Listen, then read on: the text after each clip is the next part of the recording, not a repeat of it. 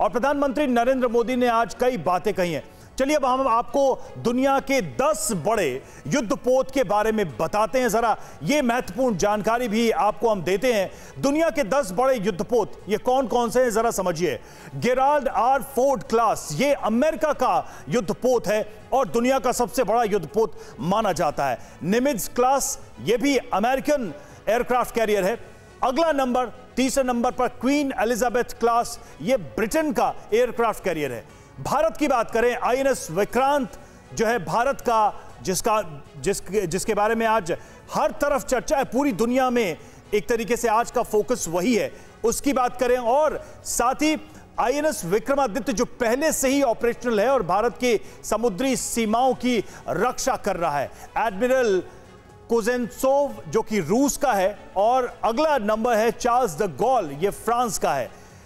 और आगे बढ़े, चीन की बात करें, लियाओनिंग चीन का एयरक्राफ्ट कैरियर है और चीन इसको लेकर बड़े बड़े दावे करता रहा है। यहां तक कि एक तरीके से आईएनएस विक्रांत से बड़ी तुलना भी उसके मुखपत्र में की गई है। और शेनडोंग जो कि चीन का एयरक्राफ्ट कैरियर है, इस तरीके से आप देख रहे हैं भारत के पड़ोसी मुल्क के 2 एयरक्राफ्ट कैरियर का हमने जिक्र किया। अब भारत के पास भी 2 अपने एयरक्राफ्ट कैरियर मौजूद हैं। दोनों कोस्ट की अगर बात करें, दोनों कोस्ट पर एक साथ निगरानी हो सकती है, ये ऑपरेशनल रहेंगे। और 10वां जो एयरक्राफ्ट कैरियर है कैवोर जो कि इटली का एयरक्राफ्ट कैरियर है। तो ये हम एक तरीके से एक लिस्ट बता रहे थे टॉप 10 एयरक्राफ्ट कैरियर्स की। चतुर्वेदी सर, हम सिर्फ चीन की बात कर लें अगर पड़ोसी देश, क्योंकि रूस या अमेरिका तो हमारे बहुत ही फ्रेंडली देश रहे हैं इस मामले में, लेकिन चीन की बात करें तो चीन के मुकाबले अब हमारे पास भी 2 एयरक्राफ्ट कैरियर हैं। पहले से थे, आज एक हो गया।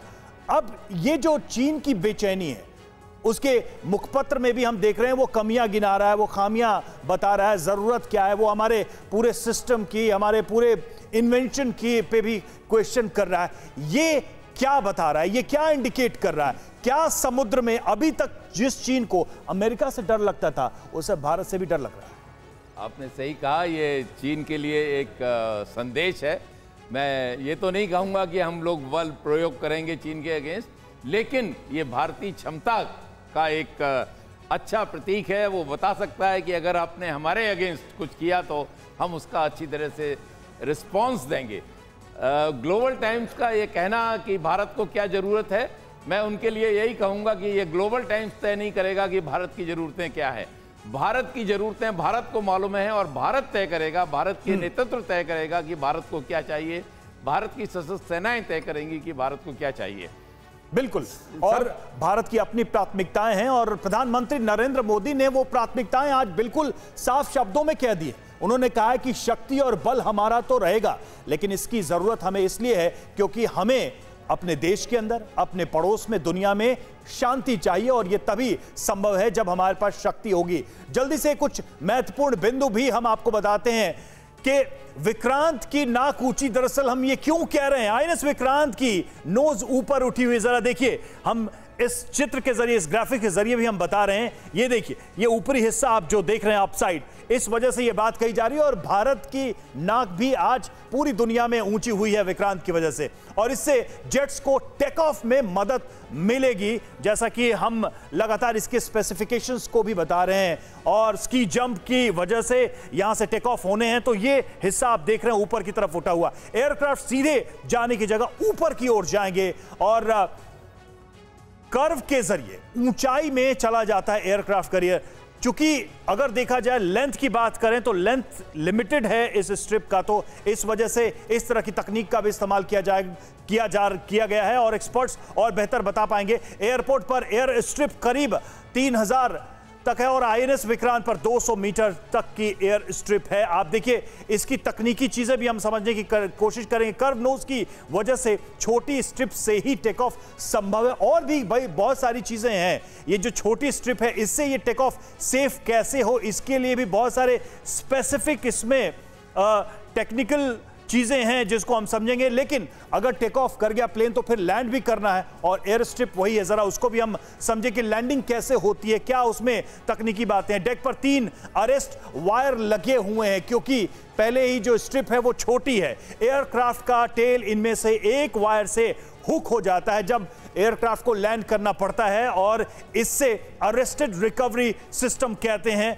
ताकि जो एयरक्राफ्ट है उसकी गति को भी नियंत्रित किया जा सके एक बार लैंडिंग के समय। इससे फाइटर जेट कम दूरी पर ही रुक जाता है, यानी कि रनवे तो उतना बड़ा हो नहीं सकता वहां पर। ऐसी स्थिति में यह प्रोविजन, कई बार कोई जेट एक बार में हुक नहीं हो पाता है, इसलिए पहले ही हमने बताया कि उसमें एक नहीं 3 हुक होते हैं। ऐसा होने पर दोबारा लैंडिंग की कोशिश करनी होती है। अगर यह हुक नहीं हो पाया तो एक बार फिर से राउंड लगाकर एयरक्राफ्ट लैंड करता है, यानी कि दोबारा एक बार कोशिश करनी पड़ती है। ये स्ट्रिप चूंकि लिमिटेड लेंथ में होते हैं, इसलिए ये तकनीकी रूप से इस तरह की चीजें बनाई जाती हैं ताकि सेफ लैंडिंग हो सके। सर, एक चीज मैं जानना चाहूंगा कैप्टन श्याम के, ये जो हमने अभी दर्शकों को समझाया है, इसको सरल भाषा में अगर आप बताना चाहें, take off and landing, strip छोटा है, फिर ये कैसे संभव होता है? बिल्कुल, मैं बहुत शॉर्ट में समझा पाऊंगा।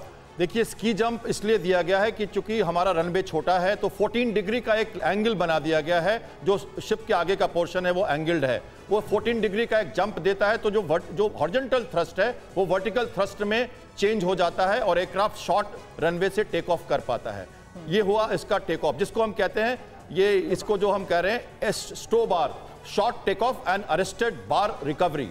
और अगला जो हमारा कैरियर है या दूसरे जो बड़े कैरियर है पूरे विश्व के, वो कैटोबार है।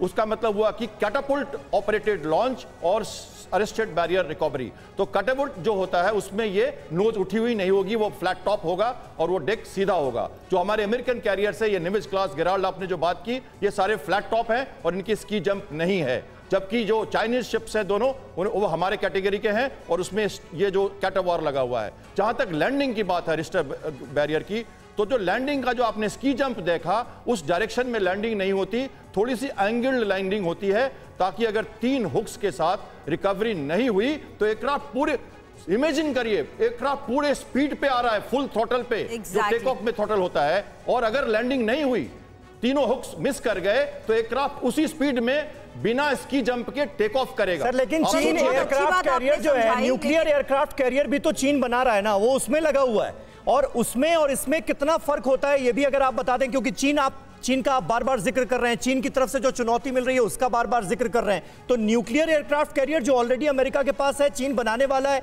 उसमें और इसमें कितना अंतर? देखिए, मैं आपको बताऊं, जब हमारा विक्रांत हमारे पास आया था तो इसमें कैटापुल्ट लॉन्च थी, और मैं जब पहली बार विक्रांत गया था तो हमने सीहॉक ऑपरेट करते हुए देखा जो कैटापुल्ट लॉन्च था, और वो शॉर्ट टेक ऑफ पे कैटापुल्ट के जरिए, जैसे गुलेल, कैटापुल्ट मतलब गुलेल, गुलेल पे रख के किसी चीज को फेंक दिया आपने, तो वो एक बहुत ही जबरदस्त।